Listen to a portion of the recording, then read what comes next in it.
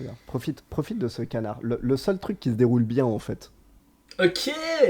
Bonjour à toutes mesdames et mesdames, bienvenue dans cet épisode 9 de Moule Moule et Duratron. Aujourd'hui on va parler de canard. C'est faux! Tu mens! De quoi on va parler alors mon cher Duratron?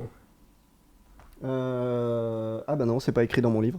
Euh, on va parler d'études scientifiques. Et là, on a la moitié des gens qui sont partis. Et je les comprends. Mais vous inquiétez pas, ça va bien se passer. Parce que les études scientifiques à première vue ça peut paraître un sujet ultra théorique etc. Donc on s'est dit que maintenant qu'on avait fait 8 épisodes bien théoriques comme il fallait, on allait se pencher un peu plus sur l'aspect pratique et proposer un format plus court que d'habitude. Donc on espère déjà que ça vous plaira et si c'est le cas, on attend des retours là-dessus. Ça nous évitera aussi que Moule Moule et Duratron deviennent plus longs que One Piece. Ça pourrait être bien d'arrêter de faire des épisodes de 2h30 de théorie dans ta face. Épisode 1882 de Moulmoul et Duratron. Et au 1882, et ça nous en avions parlé dans l'épisode 267. Ah, pour les Nous vrais, vous ceux qui invitons à les sont là depuis le revisionner. début. Oh là là, l'enfer.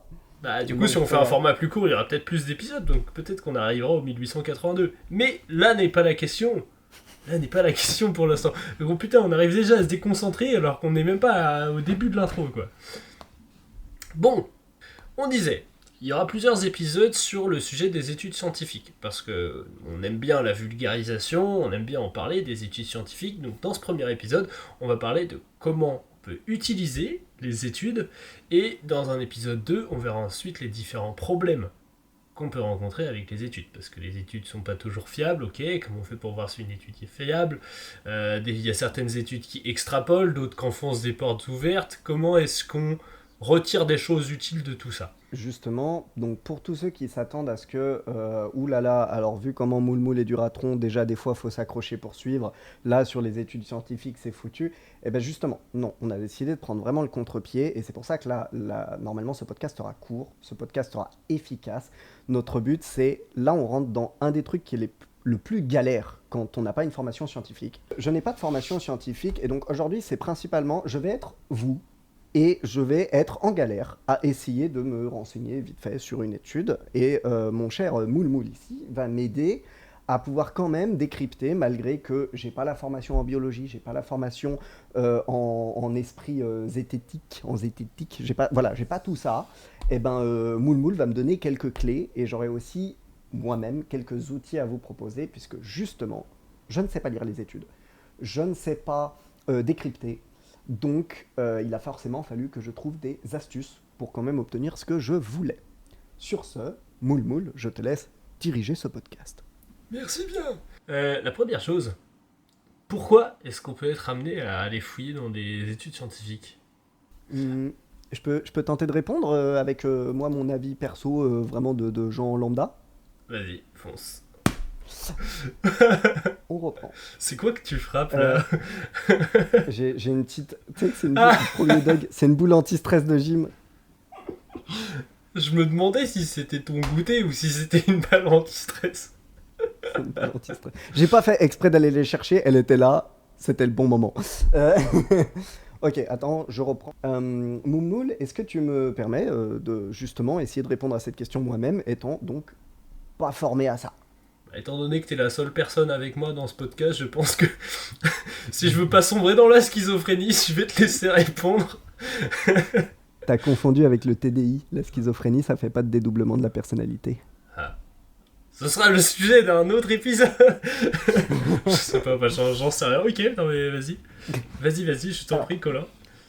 moi, personnellement, hein, je dis pas que c'est général, mais personnellement, l'impression en tout cas que j'avais, c'est la vérité est dans les études scientifiques. Alors, entre-temps, j'ai remis pas mal en question ce propos et je pense que tu le feras aussi, sûrement plus dans la deuxième partie. Mais en tout cas, voilà, ça c'était le premier élan vers les études scientifiques, c'est tiens, si je veux savoir le vrai du faux, l'expérience personnelle m'aide, mais elle ne me permet pas d'avoir un avis vraiment tranché. Si vous connaissez un tout petit peu l'effet placebo, vous savez qu'on peut facilement s'arnaquer dans l'expérience personnelle. Euh, Très rapidement, l'effet placebo, c'est que quelque chose qui n'a aucun effet réel sur vous, si vous êtes convaincu, et vous n'avez même pas besoin que ce soit réfléchi, hein, ça peut être purement votre corps qui réagit, si vous êtes convaincu que ça a un effet sur vous, ça aura un effet. Donc à partir du moment où on sait que ça c'est possible, bah on peut s'arnaquer. Si on peut s'arnaquer, apparemment l'étude scientifique c'est le truc qu'on connaît qui nous permet le moins de se faire avoir par ce genre de petites choses. Parce que justement il y a tout un protocole, la science s'est pris la tête pour essayer de se dire tiens, comment on fait pour dénouer et enlever tout ce qui peut créer de l'aléatoire, tout ce qui peut créer du cas qui n'est pas reproductible, etc., etc. Et moi je trouve que c'est généralement pour ça qu'on veut aller regarder une étude scientifique, c'est-à-dire essayer de s'éloigner de tout ce qui n'est pas reproductible, en fait, de tout ce qu'on ne peut pas prendre pour vraiment argent comptant. Bah, essayer d'être objectif parce qu'avoir 100 points de vue c'est bien, et par essence c'est subjectif. Ok, je suis d'accord là-dessus. Pour ceux qui sont déjà en train de râler devant leur écran, vous inquiétez pas, oui, nous aussi, on a bien vu que y a des choses à remettre en contexte, comme beaucoup. C'est pas la réalité absolue, l'objectivité n'est pas non plus dans les études scientifiques, mais ça aide beaucoup. Donc on peut aller trifouiller dans les études, ouais, juste parce qu'un sujet nous intéresse. Tiens, les douches froides, j'aimerais savoir si c'est utile. J'ai testé, j'ai pas vu de bienfait plus que ça se trouve c'est que je le faisais pas bien, donc je peux aller voir les protocoles. Tu peux voir ce qui se fait dans les études scientifiques. Tu pourrais peut-être te dire la même chose avec un programme d'entraînement, mais d'habitude on va sur YouTube plutôt. Quelle différence du coup ? Bah, sur YouTube, il y a des mecs qui te sortent ça sans études, sans diplôme, sans expérience particulière. Je suis pas en train de dire que l'expérience, les diplômes ou les études, il faut absolument de ces trois trucs-là pour pouvoir dire des choses pertinentes. Mais je dis que plus tu croises les sources, plus tu peux avoir des informations qui sont fiables. Et donc, putain, ça envoyait ça faisait... c'était génial. Il faudra l'écrire en gros, là. Ça va être le titre. C'est faire des titres à rallonge comme les séries japonaises.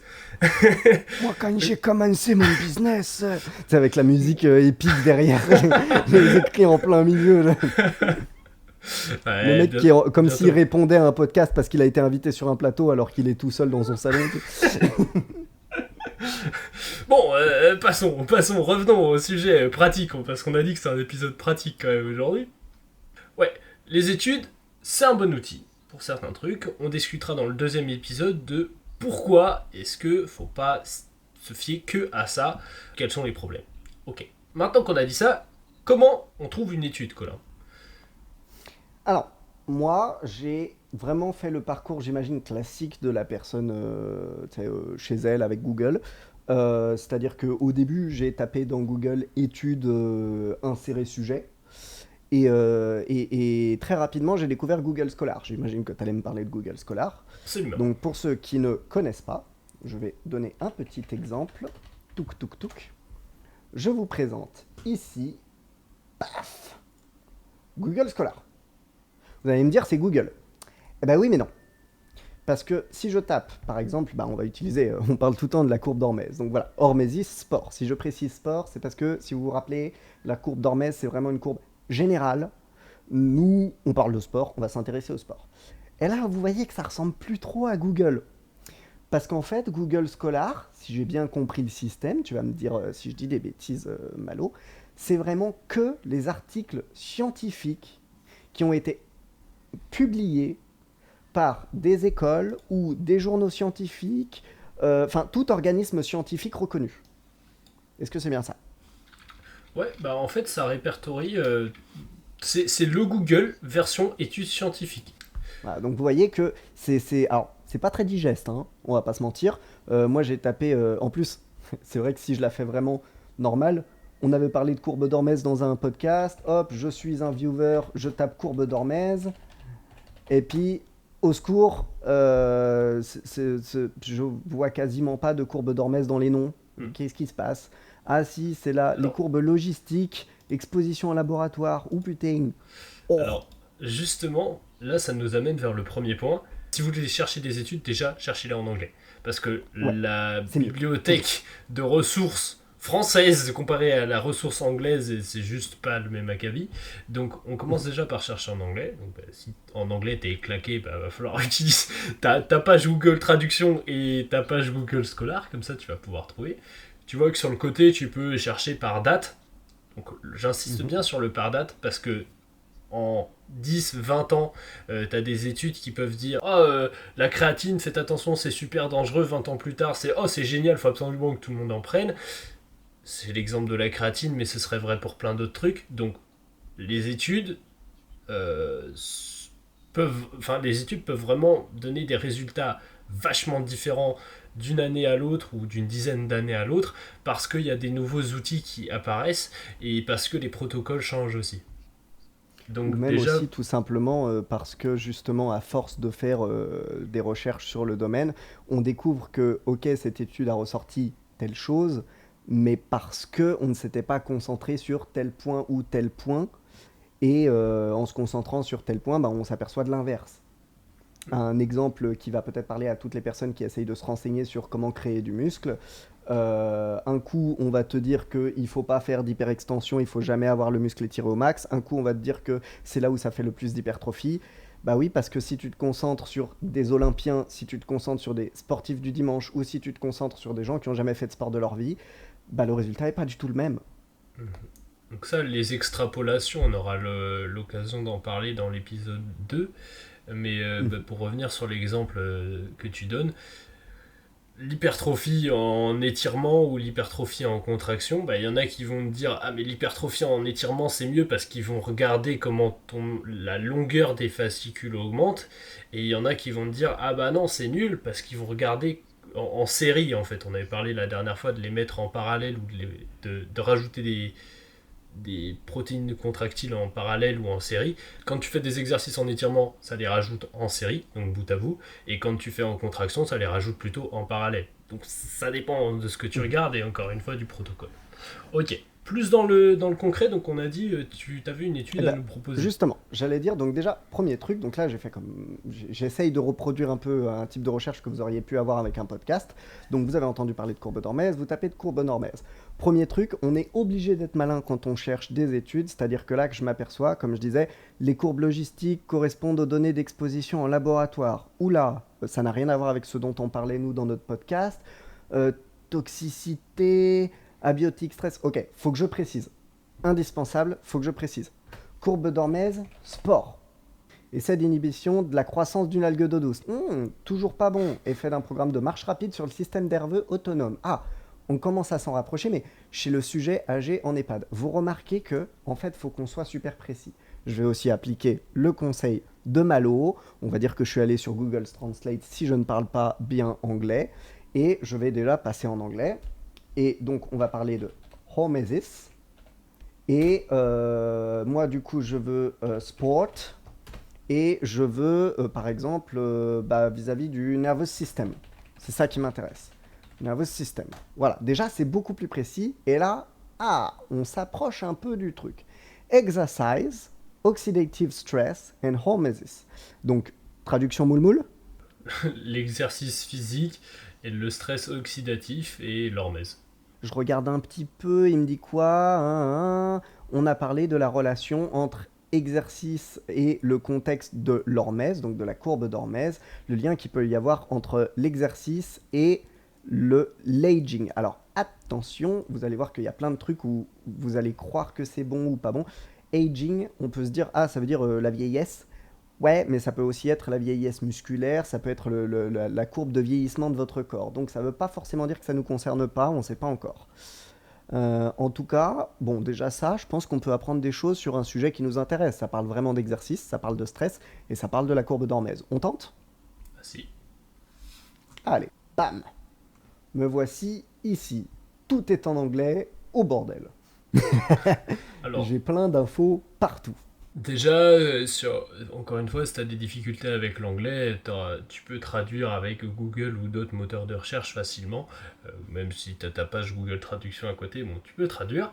Ce qu'il faut retenir, c'est que dans une étude scientifique, ça commence toujours par un abstract. L'abstract, en gros, c'est un résumé de l'étude.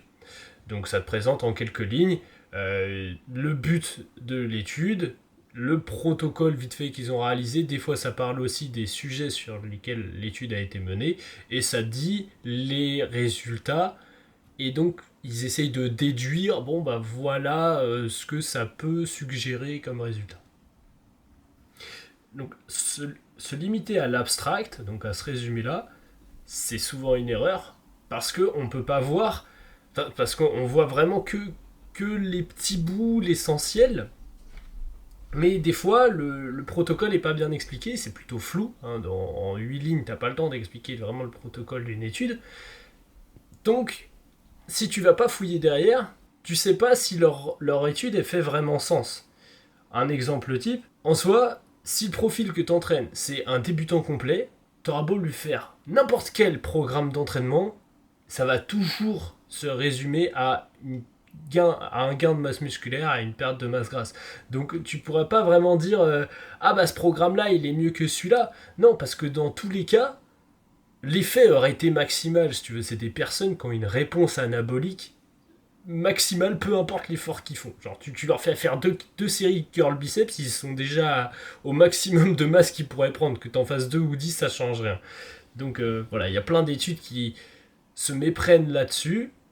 Si tu lis juste l'abstract, tu peux pas t'en rendre compte. Donc il faut aller creuser et surtout faire attention aux pratiquants dans les études sportives. Vas-y. J'ai deux exemples, donc un pour ce que tu disais sur par exemple les débutants. Il y a un terme qui est beaucoup utilisé en anglais, c'est le beginner cheat ou les beginner gains, où en gros c'est la triche du débutant ou les gains du débutant, où en gros on considère que tu peux presque faire n'importe quoi, vu que tu passes de rien à quelque chose, c'est bien. Voilà. Et ça, on le retrouve dans beaucoup d'études, le fait que ce soit surtout sur des débutants. Et maintenant, pour en revenir plus à l'abstract, imaginez que c'est comme si vous lisiez le dos d'un livre pour savoir son contenu.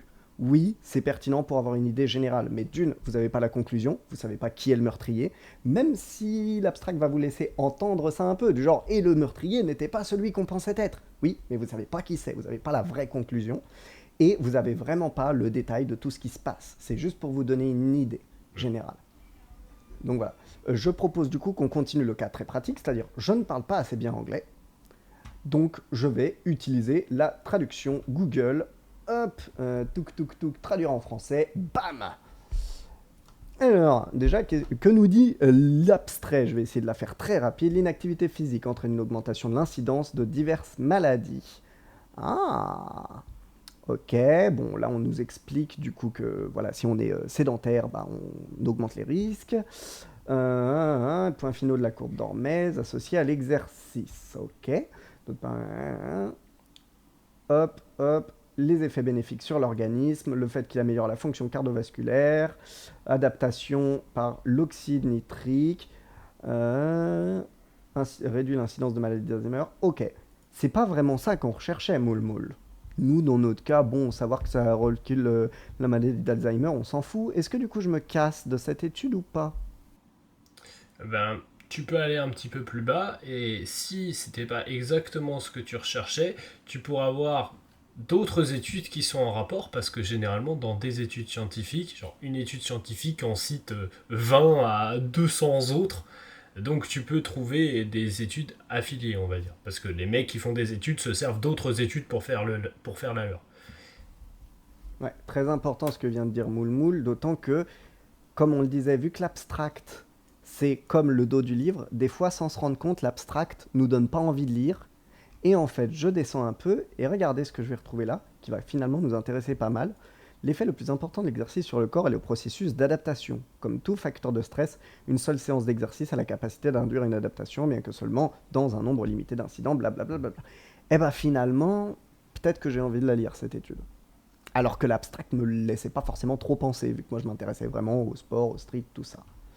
Donc je continue. Alors l'introduction. L'introduction, c'est vraiment ce que disait Moule au début de son explication de l'abstract, c'est-à-dire quel est le contexte dans lequel cette étude a été démarrée, a été menée. Donc on va vous expliquer ce qu'on cherche, parce qu'on part toujours avec une hypothèse.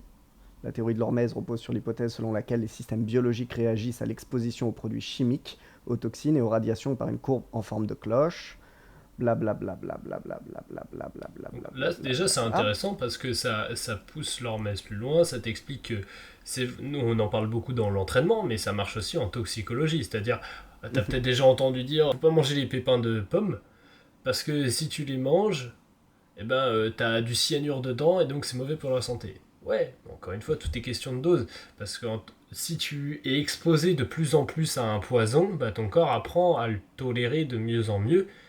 Mais bien sûr, si à un moment tu passes un cap, bah, c'est comme si tu fais trop du sport et à un moment tu vas, paf, casser. Tu vas te blesser, tu vas te fracturer, je sais pas quoi. Bah, c'est la même chose. Là, c'est juste que le cap, c'est plus ton corps il est un peu malade, là, c'est tu le tues. Donc c'est comme ça qu'il faut le voir. Je continue du coup ma lecture parce que pour le moment, bon, j'ai appris un truc, mais c'est pas ça que je cherchais. Pourquoi ça parlait de sport à la base? Ah oui, récemment nous avons étendu la théorie de l'hormèse aux espèces de radicaux libres. Je vais y revenir juste après, qui semblent stagner lorsqu'elles sont modulées par le vieillissement ou l'exercice physique. Par conséquent, nous avons proposé que l'exercice modulait les radicaux libres et que les effets pouvaient être décrits par la courbe d'Hormèse. Là, on a un premier problème. Je ne vais pas chercher à vous expliquer ce que c'est que les radicaux libres, parce que c'est super intéressant comme propos, c'est-à-dire que on est dans une étude scientifique. Les gars qui ont écrit ça, ils ont bac plus 27. Nous, non. Donc, il va y avoir plein de moments où il va falloir avoir le courage de se taper des termes. On ne sait pas ce que ça veut dire, on n'est pas sûr d'avoir compris. Et plusieurs options s'offrent à vous. Là, je vais prendre un peu le lead parce que c'est vraiment le cas du gars qui n'a pas fait les études. Toi, j'imagine, Malo, que tu as lu Radicaux Libre et puis oui, bah tout va bien, quoi. Plusieurs options s'offrent à vous. La première et la plus simple, c'est ok, j'ai pas compris, je continue de lire, peut-être qu'avec le contexte, je comprendrai mieux. C'est souvent ce qui marche le mieux. S'il s'avère que le terme revient, vous l'avez toujours pas compris, bon bah, classico, on va chercher sur internet, on se documente, on demande à ses potes, etc. Et on a le sacro-saint Dieu, c'est d'avoir un pote autour de soi qui lui a fait des études scientifiques. Alors un truc un peu cool, c'est que je crois que apprendre à lire des études scientifiques, c'est vraiment quelque chose qu'on retrouve dans n'importe quelle école, enfin, Cursus, dans ouais. n'importe quelle matière, ouais, n'importe quel cursus scientifique. Donc normalement, si vous avez un docteur autour de vous, un gars qui a fait STAPS, quelqu'un qui a fait ingénierie, etc., etc., et bah lui, même s'il ne sait pas ce que c'est radicaux libre, il saura mieux que vous comment trouver la réponse. Donc ça, c'est vraiment, c'est la recette magique. Mais bon, dans l'idéal, on ne fait pas tout de suite chier ses potes et on essaye de trouver la réponse par soi-même en confrontant du coup au concret. Bon, ok, donc radicaux libres, on va dire que je comprends pas. Je continue. En tout cas, là, ça y est, on parle vraiment du sujet qui nous intéressait à la base. Donc processus d'adaptation, c'est ce qu'on avait lu juste au-dessus, et on commence à voir des trucs qui sont intéressants. Donc on a là Radak et al. 2001C. C'est quoi ça, Malo? Ça, Ça veut en dire quoi gros, ça, Malo? on a dit qu'une étude se référait toujours à d'autres études. Donc là, bah, il te cite une étude dans son introduction, il utilise d'autres études et donc il les cite. Donc quand on cite une étude scientifique, on met toujours le nom, enfin dans un texte, quand on cite une étude scientifique, on met toujours le nom du premier gars qui a fait l'étude, tu vois, de l'initiateur de l'étude. S'il y avait d'autres pélos avec lui, tu mets et al. Et tu mets l'année de l'étude en 2001, là en l'occurrence. Et s'il y a un petit C à la fin, ça veut dire que c'est la troisième étude de ce type-là en 2001. Voilà. Bon, c'est des notions un peu. On va dire, ça va intéresser surtout les personnes qui doivent rédiger des mémoires professionnelles ou qui sont dans un cursus universitaire. Et je sais qu'il y a pas mal de personnes qui nous suivent qui peuvent être en STAPS ou dans des formations similaires. Coucou Tiffen.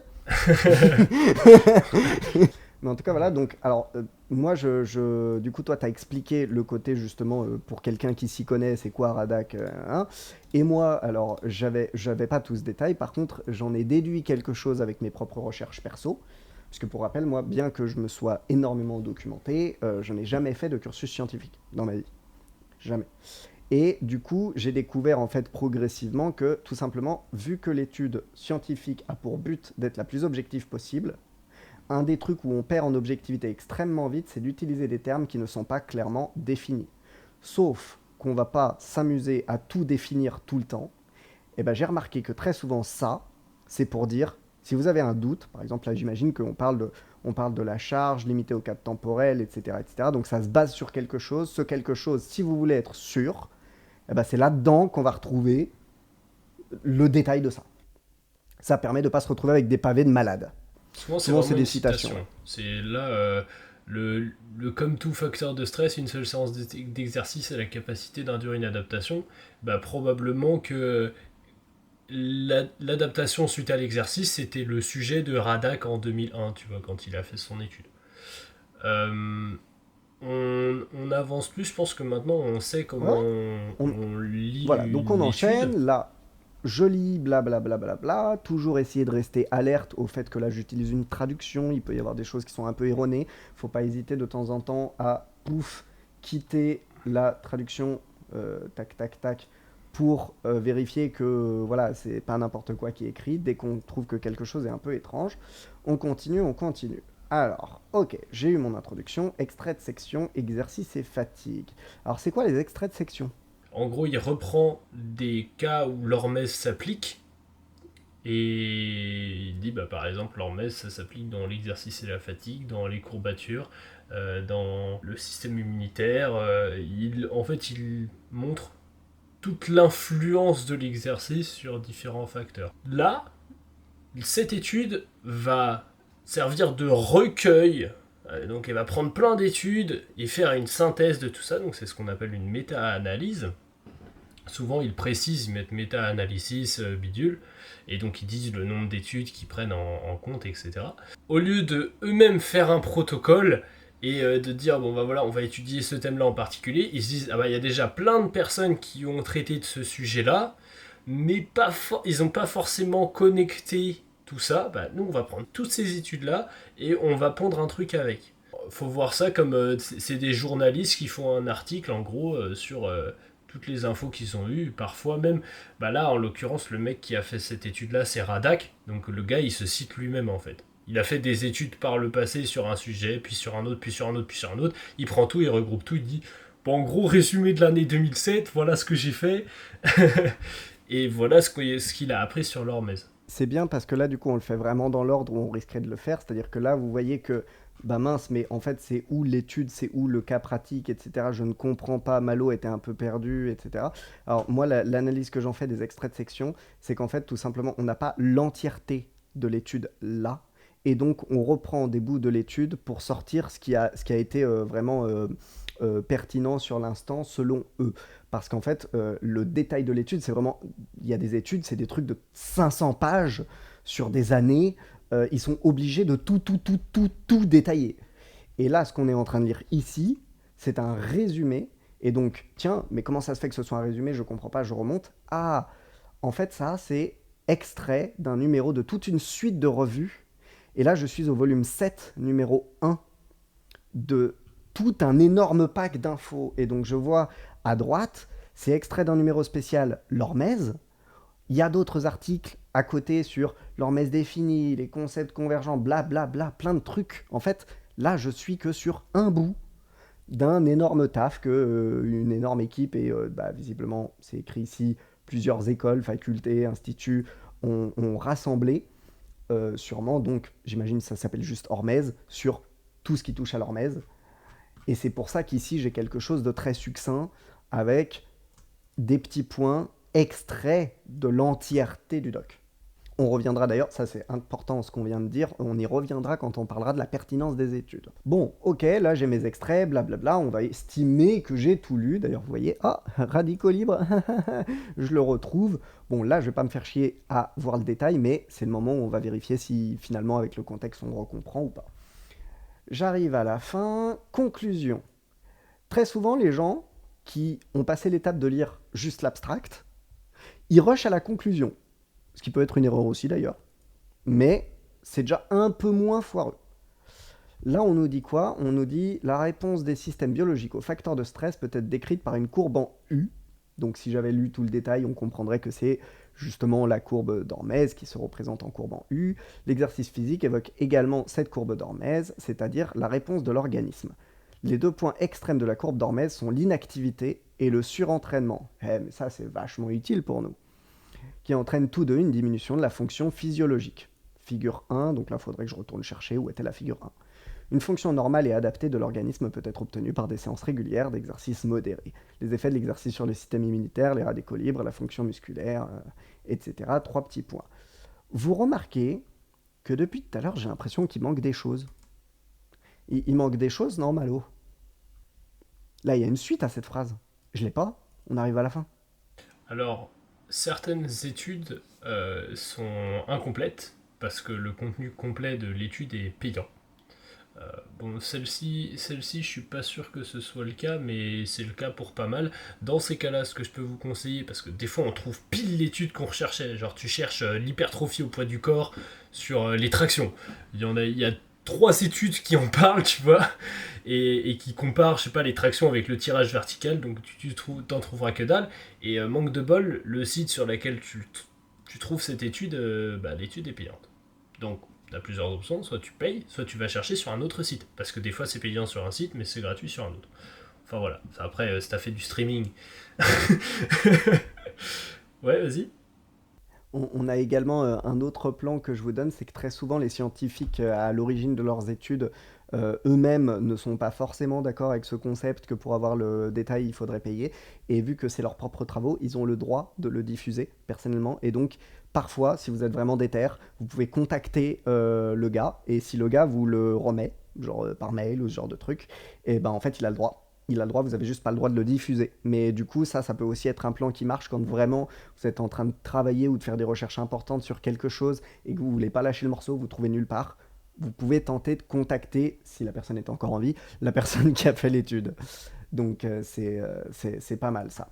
Et là, on arrive sur quelque chose qui est aussi très important, alors qu'on pourrait facilement passer au-delà, c'est le présent travail a été soutenu par des subventions hongroises, ETT, hein, attribuées à ZRADAC. Ça va être super utile quand on parlera dans l'épisode 2 de la fiabilité des études, parce que vous vous en doutez que suivant qui finance, ben, on va pas mettre l'accent sur les mêmes choses, c'est normal. Voilà. Et on a enfin les références et les cités par. Alors ça, c'est surtout toi, Malo, qui va pouvoir donner la vraie signification de ça. C'est quoi une référence et c'est quoi cité par? Eh bien, les références, c'est les études qui ont été utilisées pour celle-ci, pour la pondre, et toutes les citées par, c'est cette étude-là qui en a synthétisé plein d'autres. C'est dans quelles autres études elle a elle-même été citée. C'est vraiment une toile, tu vois. Genre, il y a toutes les études qui se citent entre elles, qui se... Voilà, c'est ça qu'il faut imaginer. Et donc, le gros avantage de ces trucs-là, c'est que si jamais t'as pas parfaitement trouvé le sujet qui t'intéressait, toi tu voulais les tractions en hypertrophie, et là ça comparait plus le tirage, le rowing, je sais pas quoi, ben peut-être que si tu descends dans ces trucs-là, tu trouveras. Et dans tous les cas, Tout à fait. même si t'as trouvé une étude qui te paraissait être la bonne, faut pas se fier à une seule étude, comme on a dit, faut toujours croiser les sources si tu veux être sûr d'avoir des résultats qui sont fiables. Donc, faut croiser les sources scientifiques et sa pratique à soi aussi. D'où l'intérêt aussi des méta-études. Et en fait, littéralement, presque pour pas mal de gens, dans mon cas à moi, pas des gens qui ont le cursus scientifique et les connaissances, en fait, les références et les cités par, c'est presque le truc le plus important parce que vous n'aurez pas la capacité, vous tout seul, de déterminer la fiabilité, la bêtise, etc. Mais même si c'est pas absolu, plus ça se réfère à des choses et plus c'est cité par des choses, plus il y a des chances que ça veut dire que ça fait une forme de consensus. Et donc si tout le monde est globalement, a l'air d'être globalement d'accord, bah vous pouvez vous pouvez normalement vous dire bah, c'est que c'est pas trop de la merde. Et c'est comme ça que les études scientifiques essayent de s'approcher de l'objectivité. J'insiste, ça s'en approche, c'est pas parfaitement objectif. C'est que, bah, en fait, on va recrash tester, recrash tester, recrash tester, jusqu'à temps qu'il y aura toujours des erreurs, hein, mais il y en a de moins en moins. On nettoie, on nettoie, on nettoie, on nettoie. Normalement, on s'approche de quelque chose qui est la vérité, même si c'est au prisme de l'humain et au prisme des études scientifiques et des gens qui ont travaillé dessus.